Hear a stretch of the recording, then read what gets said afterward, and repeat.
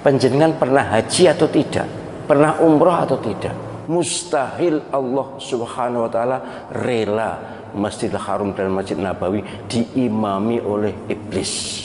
Imam Masjidil Haram, Imam Masjid Nabawi, salah satu guru Al-Quran saya adalah dari Masjid Nabawi. Itu adalah orang-orang soleh, orang-orang baik. Wahabi mereka, pasti Wahabi. Bismillahirrahmanirrahim. Assalamualaikum warahmatullahi wabarakatuh. Alhamdulillah, jumpa lagi dengan saya di channel YouTube Masya Al-Fatih. Teman-teman semua, akhir-akhir ini saya banyak melihat, baik itu dari media-media sosial ataupun dari YouTube, adanya suatu gerakan yang masif memfitnah orang-orang yang mereka sebut sebagai Wahabi. Seperti yang viral kemarin, teman-teman, kita sudah tahu adanya seorang Gus di Blitar, yakni Samsudin Jadab, membuat konten fitnahan terhadap orang-orang yang dia sebut Wahabi. Dia menyatakan aliran Wahabi ini adalah memperbolehkan tukar pasangan, tukar istri. Dan kemarin, teman-teman, kita juga sudah saksikan adanya gerakan yang luar biasa dari Banser yang membubarkan kajian sunnah Ustadz Syafiq Reza Basalamah di kota Surabaya kemarin, teman-teman. Oke, teman-teman, sebelum kita lanjutkan videonya, bagi teman-teman yang belum subscribe channel YouTube ini, silahkan klik tombol subscribe-nya dan jangan lupa aktifkan tanda loncengnya agar teman-teman semua mendapatkan notifikasi video-video terbaru dari channel YouTube ini.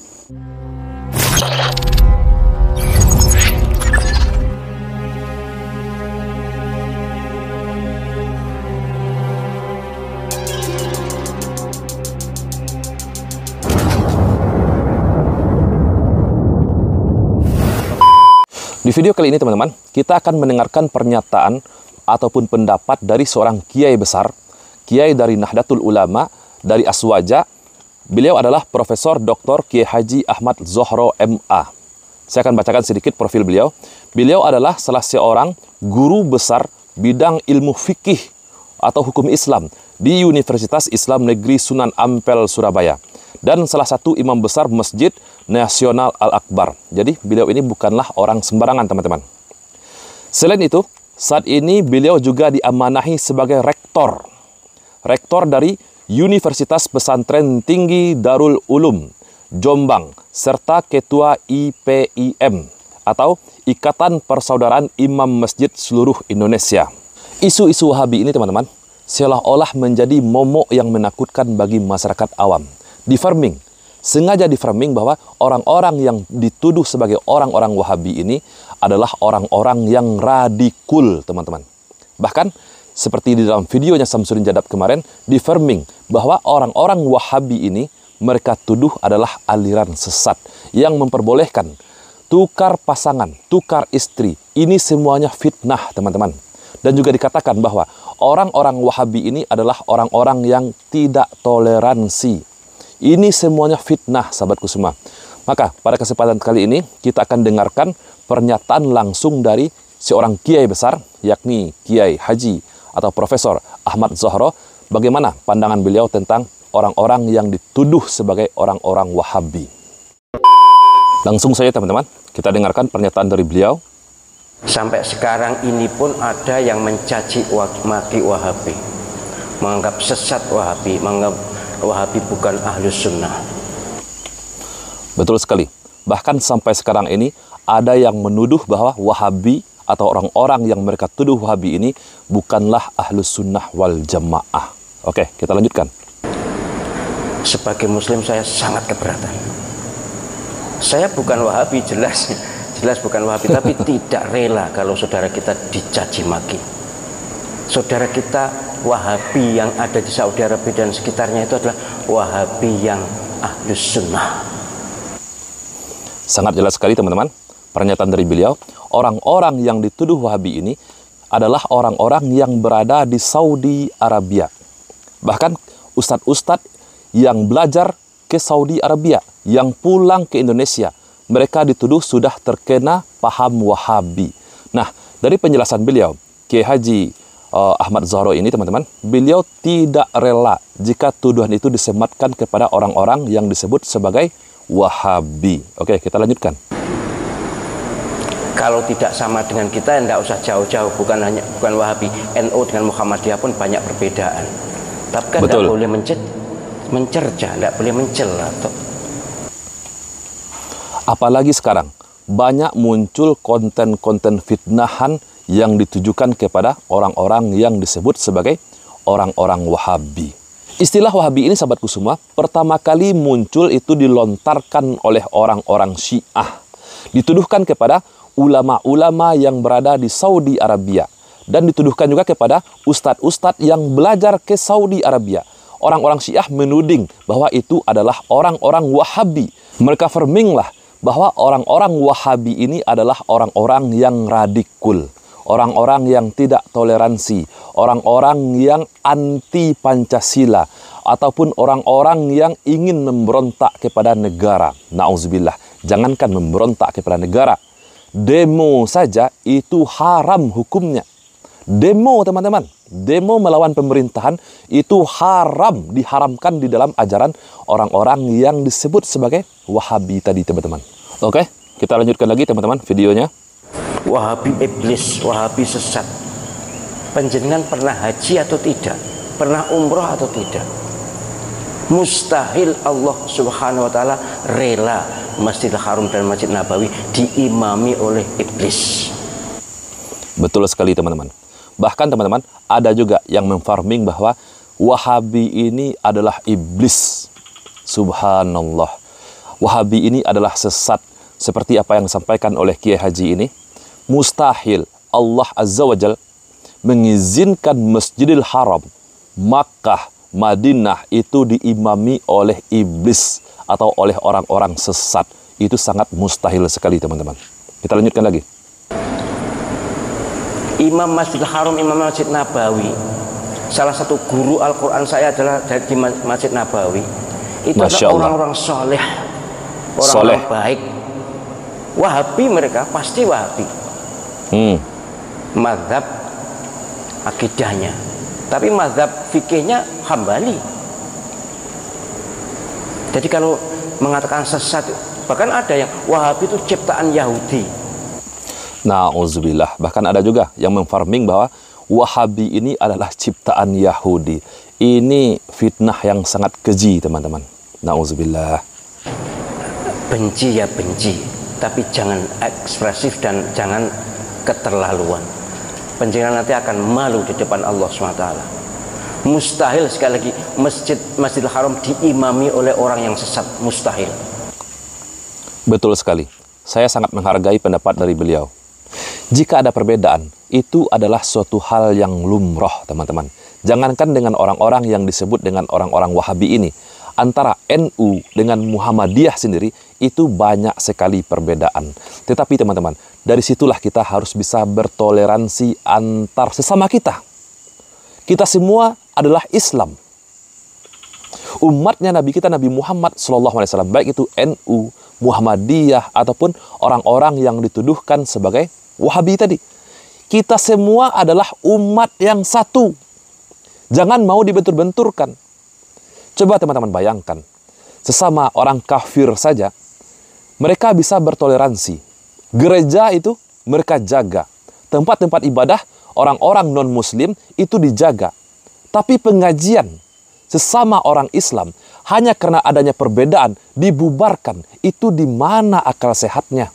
Kita lanjutkan lagi, teman-teman. Pernyataan dari Bapak Kiai ataupun Profesor Ahmad Zohro ini. Mereka tuh bahkan dalam persepsi saya orang yang paling awal masuk surga di antara orang yang hidup sekarang. Masya Allah. Bersih lahir batin. Bahwa amaliyahnya kita tidak setuju, ya banyak. Kalau tidak setuju banyak. Mereka tidak wirid bersama-sama sudah sholat itu juga, ya mereka pahamnya seperti itu. Sholat subuh tidak kunut, ya seperti itu. Lalu kenapa? Ini memang sangat diprovokasikan ini. Kayaknya dikompori oleh Syiah. Nah, betul sekali. Seperti apa yang saya sampaikan tadi. Ini dikompori oleh orang-orang Syiah, teman-teman. Sadarlah, wahai saudara-saudaraku, wahai kaum muslimin yang di Indonesia, jangan mau diadu domba oleh orang-orang Syiah. Pahami dulu, kenali dulu siapa orang-orang yang kalian sebut Wahabi itu. Coba duduk sesekali di majelis mereka, orang-orang yang kalian tuduh Wahabi. Dengarkan kajian mereka. Adakah kajian mereka seperti apa yang kalian bayangkan? Na'udzubillah. Syiah memang musuh bebuyutan Wahabi. Betul? Saya malah mohon maaf ya, andai saja yang di Masjidil Haram dan Masjid Nabawi itu bukan Wahabi, kayaknya nanti tiang-tiang masjid itu sudah dipuja-puja. Subhanallah. Saya dulu adalah orang-orang yang termakan fitnahan terhadap orang-orang yang disebut Wahabi ini, teman-teman. Saya dulu sangat benci kepada Wahabi ini, teman-teman, karena termakan doktrin seperti ini. Tetapi, teman-teman, saya adalah orang-orang yang mencoba mencari tahu apa yang mereka tuduhkan kepada orang-orang Wahabi. 1 jam saya dengarkan ceramah orang-orang yang disebut sebagai orang Wahabi. Saya hadir di dalam majelis-majelis mereka. Ternyata semua itu adalah fitnah, teman-teman. Apa yang dituduhkan atau yang di-framing kepada orang-orang yang disebut Wahabi itu semuanya adalah dusta. Tidak benar. Maka untuk itu, teman-teman, coba bagi teman-teman yang benci kepada orang-orang Wahabi atau orang-orang yang dituduh sebagai Wahabi ini, coba sekali teman-teman duduk di dalam majelis-majelis mereka. Atau coba teman-teman dengarkan ceramah-ceramah mereka. Adakah perkataan mereka yang keluar dari Al-Quran dan As-Sunnah? Mereka selalu menyampaikan, Qala Allahu Ta'ala fil Qur'anul Karim. Atau, Qala Rasul, Allah berfirman di dalam Al-Quran. Atau, Nabi kita bersabda di dalam hadis. Semua ceramahnya itu, teman-teman, sangat realistis. Sangat bisa diterima. Sangat ilmiah sekali, teman-teman. Semua amalan kita itu harus ada dalilnya. Bukan amalan yang mengada-ngada. Mungkin inilah salah satu yang dibenci oleh mereka yang tidak suka kepada orang-orang Wahabi. Dikarenakan orang-orang Wahabi ini banyak mengkritik amal-amaliyah yang tidak ada sumbernya dari Al-Quran dan As-Sunnah. Dan satu lagi, teman-teman, orang-orang Wahabi yang mereka tuduh sebagai orang-orang Wahabi ini anti tahayul, anti bid'ah, anti kurafat, teman-teman. Makanya orang-orang, para pelaku tahayul, orang-orang yang suka tahayul, kisah-kisah kurafat, ataupun orang-orang yang ahlul bid'ah, orang-orang yang suka dengan amalan-amalan bid'ah, mereka membenci orang-orang ini. Mereka lantarkanlah sebagai tuduhan kepada orang-orang yang mereka sebut sebagai Wahabi ini. Diciptakanlah pada masyarakat, di-framinglah bahwa orang-orang Wahabi ini adalah momok yang sangat menakutkan. Na'udzubillah.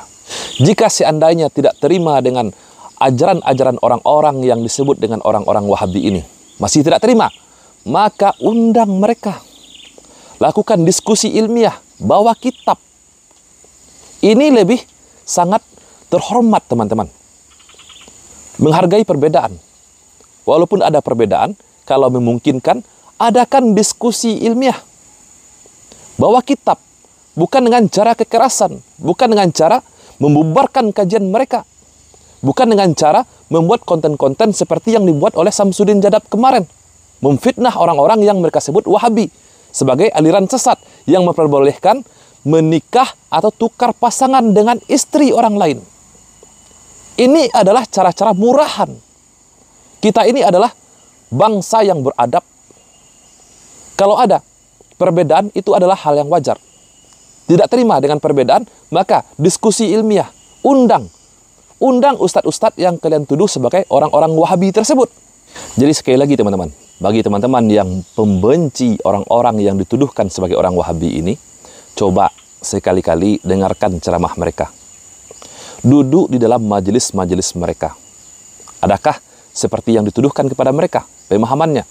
Yang dikatakan radikul, tidak toleransi, atau suka mengkafir-kafirkan? Tidak ada. Atau juga di-framing sebagai teroris? Tidak ada, teman-teman. Na'udzubillah, ini semuanya fitnah, teman-teman. Saya sangat berharap sekali, teman-teman. Harapan saya pemerintahan kita serius melihat masalah ini. Agar jangan sampai terjadi perpecahan antar umat Islam. Saya tidak menginginkan sesama umat Islam terjadi perperangan di negara kita yang tercinta ini. Semoga video ini bermanfaat untuk kita semua. Saya Reski Mesa Putra, barakallahu fikum. Assalamualaikum warahmatullahi wabarakatuh.